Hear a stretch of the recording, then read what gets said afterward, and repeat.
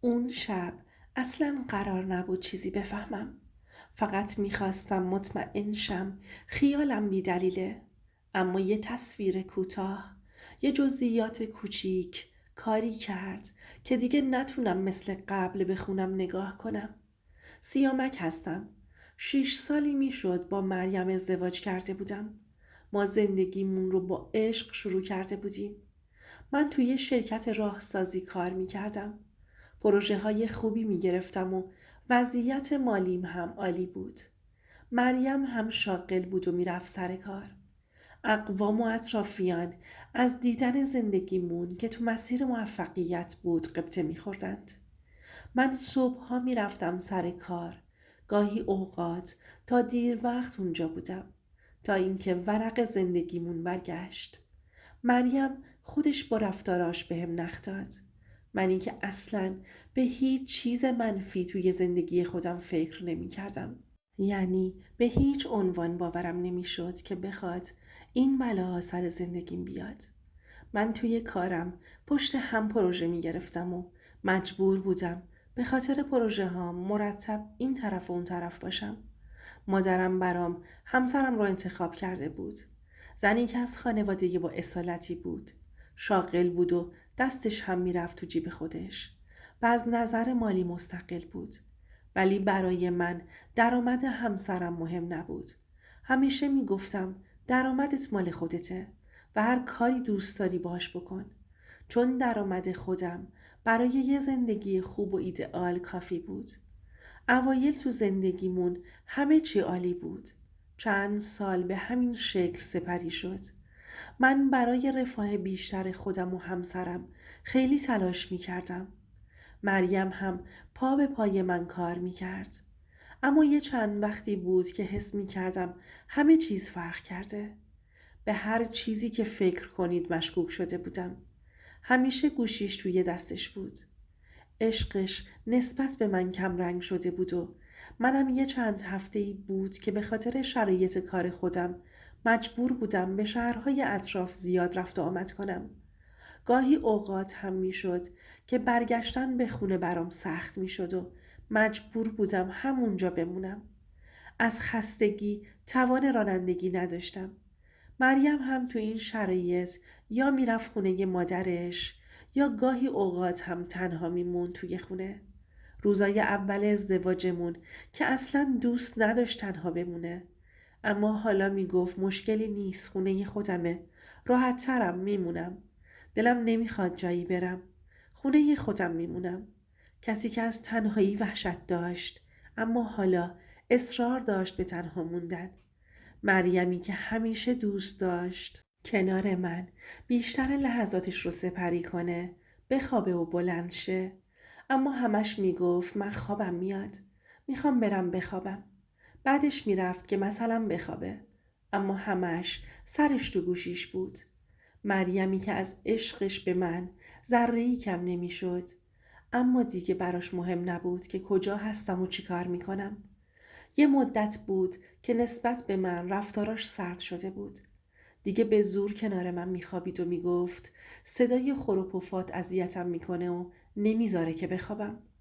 بعد صبح به سختی از خواب بلند میشم و سر کارم خوابالودم. به همین دلیل جای خوابش رو ازم جدا کرده بود. روزای اول به این رفتاراش میخندیدم و میگفتم تو که میگفتی خور و پفات برام مثل لالایی میمونه، حالا چی شده که اذیت میشی؟ اما اینقدر به این کاراش و رفتاراش ادامه میداد که براش عادی شده بود. دیگه خیلی چیزا تو زندگیمون تغییر کرده بود. گهگاهی دعوا هم میگرفتیم. یه مدت خوب شده بود ولی دوباره شروع کرد به رفتارای گذشته‌اش ادامه دادن. منم به خاطر اینکه کارم و پروژه هام زیادتر شده بود بیشتر از خونه دور بودم. و حالا این مریم بود که با زنگ‌های پی در پیش اعصاب منو به هم میریخت. اونقدر زنگ میزد و میگفت که کجا هستی و کی میای خونه؟ چه وقت هست را میرسی تا میز شام رو بچینم؟ من ساده فکر میکردم به خاطر خودم زنگ زده. بهش میگفتم به به مریم خانوم، چه عجب یاد ما افتادی؟ حالمونو میپرسی؟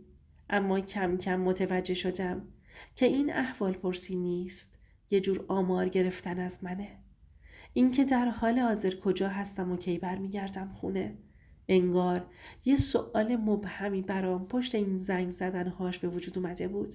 مثل این میمونست که میخواد تو نبود من یه کاری رو انجام بده که ساعت رسیدن منو میخواست بدونه. همه این سوالها توی ذهنم به وجود اومده بود و مثل خوره داشت منو از درون میخورد. بعد به خودم میگفتم آخه به چه چیزهایی فکر میکنی؟ دوباره خودم رو آروم میکردم. یه مدت گفتم اگه زنگ زد و به این شکل ازم سوال پرسید دیگه بهش آمار درست نمیدم. حتی گاهی اوقات براش صدامو بلند میکنم که چرا پشت هم زنگ میزنی؟ من سر کار هستم و حواسم پرت میشه. اونم در جوابم میگفت وا چرا صداتو بلند میکنی؟ خب دلتنگت میشم، دلتنگ صدات میشم. اگه دوست نداری که حالتو بپرسم و صداتو بشنوم منم دیگه بهت زنگ نمیزنم. دلم میخواد وقتی میرسی غذات گرم و آماده باشه. با این حرفاش دوباره آروم میشدم تا اینکه یه روز همسایه ها دیگه آسی شده بودند و بهم گفتند که تو واحدتون رفت و آمد زیاد هستش. وقتی شما نیستی یه سری آدم رفت و آمد میکنن و دقیقاً به هم نگفته بودند. حرفاشون سر بسته بود. انگار میخواستن گوشی رو دستم بدن. از اتفاقهایی که میفته یه جورایی آگاهم کنند. دیگه به هم ریخته بودم. حال دلم خراب بود. انگار آشوب افتاده بود توی قلب و مغزم. دیگه متوجه شده بودم یه چیزی هست که همسایه هم به حرف اومدن. اما هیچ مدرکی نداشتم. ولی میدونستم مریم داره یه کارایی میکنه. اصلا 1% فکرم به خیانت نمیکشید. همش فکر میکردم که دوستاش رو میریزه تو خونه و سر و صداش زیاد شده که صدای مردم رو در آورد و دلش نمیخواسته از دور و همیهاش من متوجه بشم. من صبح تا شب کار میکردم که مریم خانم تو رفاه بیشتری باشه. زنگ زدنهاش واقعا زیاد شده بود. دیگه به خودم اومدم و گفتم یه مقدار مریم رو زیر نظر بگیرم. با ماشین تعقیبش میکردم. گوشیش رو بدون اینکه متوجه بشه چک میکردم. به سر کارش سر میزدم تا مطمئن بشم رفته سر کار یا نه. همه جوره امتحانش کردم. اما چیزی ازش پیدا نمیکردم. ولی همچنان رفتاراش مشکوک بود. میدونستم که یه چیزی هست و من باید اون یه چیز رو پیدا میکردم. میرفتم توی کوچه تو ماشین قایم میشدم. یه گوشه وای میستادم و دورا دور نگاش میکردم. اما بازم چیزی تو دستم نبود. از نظر روحی به هم ریخته بودم. هر بار که میومدم باهاش حرف بزنم که چرا اینجوری شدی بحثمون بالا میگرفت. سری آخر تو حرفها و سوالاش انقدر کاراش مشکوک بود که از من سوال کرد نمیخوای بری خارج از شهر؟ چه روزی میری و چه روزی برمیگردی؟ چند روز کارت طول میکشه؟ شبها سختته، همونجا بمون. با اون خستگیت برنگرد. همین حرفاش من مطمئن کرد. صبح اون روز که رفت سر کار رفتم یکی از دوستام رو که تو کار نصب دوربین بود آوردمش که خونه دوربین رو برام کار بذاره. اولش فکر کردم کل خونه رو دوربین بذارم. ولی بعدش فقط فکرم به اتاق خوابم رفت و اونجا رو دوربین کار گذاشتم تا وقتی که مریم از سر کار برگرده ما انجامش دادیم و از خونه اومدیم بیرون. فقط آرزو می کردم که چیزی که فکرش رو می کردم نباشه. یک سره داشتم تو دلم دعا می کردم که فکرم اشتباه باشه و مریم با من و زندگیمون این کارو نکرده باشه. آخه ما زندگیمون با عشق شروع شده بود. بعد از اینکه مریم از سر کار برگشت من همچنان سر کوچه تو ماشین نشسته بودم. چند ساعت بعد از مریم یه مردی که حدوداً 40 ساله بود زنگ در و زد و وارد آپارتمان شد و بعد از 1.5 ساعت از خونه اومد بیرون. منم از گوشیم دوربین رو چک کرده بودم اما چیزی تو اتاقم ندیده بودم. به خاطر همین مطمئن نبودم که توی خونه من رفته بوده یا نه. با اینکه مطمئن بودم زنگ خونه ما رو زده اما نمیتونستم ثابت کنم. پیش خودم میگفتم حتما با واحدهای دیگه کار داشته. رفته و برگشته. بعد 3 ساعت دیگه یه مرد جوونی نزدیک آپارتمان ما شد. جلوی در یه مقدار ایستاد و با گوشیش حرف زد. تو حرف زدنش بود که در آپارتمان باز شد. انقدر رفتارش مشکوک بود. همش اضطراب داشت. مدام به اطرافش نگاه میکرد. انگار ترس از دیده شدن داشت. واسه همین رفتاراش دوربین گوشیم رو سریع روشن کردم که داخل خونه رو چک کنم. شوکه شده بودم. باورم نمیشد که اون مرد جوون وارد خونه من شده باشه. وارد اتاق من، روی تخت من، کنار مریم، زنی که سالها کنارش داشتم زندگی می کردم و کنارش به آرامش می رسیدم. اما چرا مریم این کارو با من کرده بود؟ من به خاطر اون تمام سختی های کار رو، دوری از خونه رو به جون خریده بودم تا کمبودی نداشته باشه. هرچی دلش میخواد براش فراهم باشه. چطور داشت به من خیانت میکرد؟ چطور دلش اومده بود کسی رو جای من بذاره؟ دستام داشت میلرزید. وقتی تو دوربین داشتم بهشون و کاراشون نگاه میکردم قلبم داشت از جاش در میومد. نمیدونید تو چه حالی بودم. سخت‌ترین لحظه عمرم رو داشتم تجربه میکردم. زنی که خیلی دوستش داشتم داشت از پشت به من خنجر میزد. از کی داشت این کارو میکرد نمیدونستم. دلم میخواست برم بالا و یه بلایی سرشون بیارم. اما سعی میکردم به خودم مسلط باشم. به ذهنم رسید که به پلیس زنگ بزنم و به همراه اونا وارد خونه خودم بشم.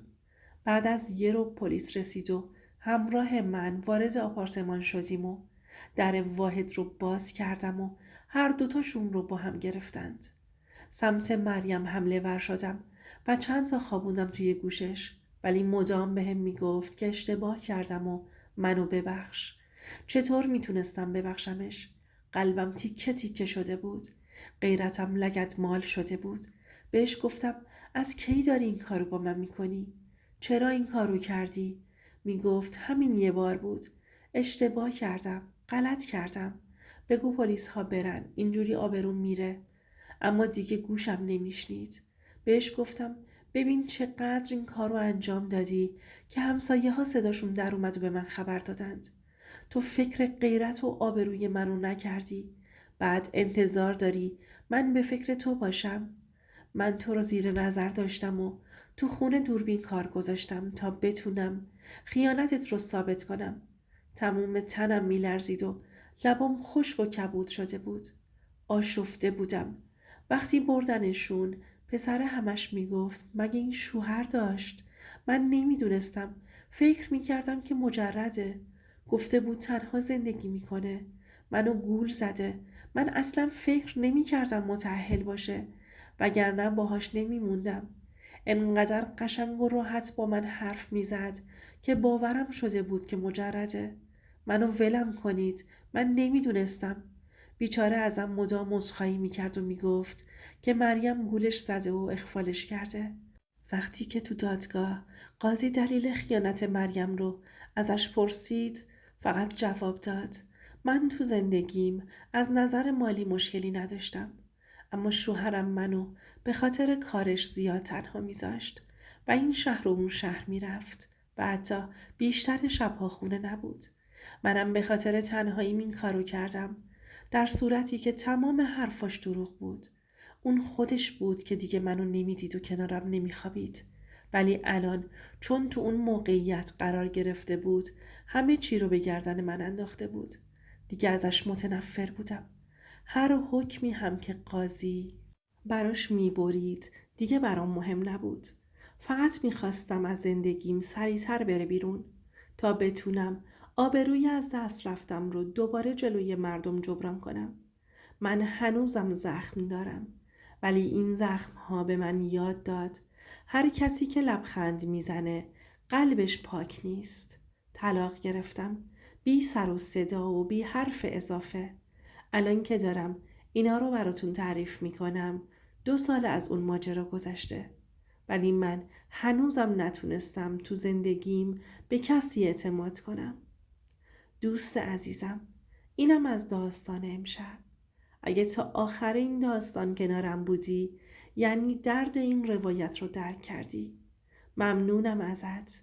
لطفاً لایک کن و کامنت بذار تا این صداها شنیده بشه و سابسکرایب کن، چون هنوز صداهایی هست که کسی جرأت نکرده بلند بگه. اینجا صداها دفن نمیشن و من اینجا هستم تا اون رو برات روایت کنم.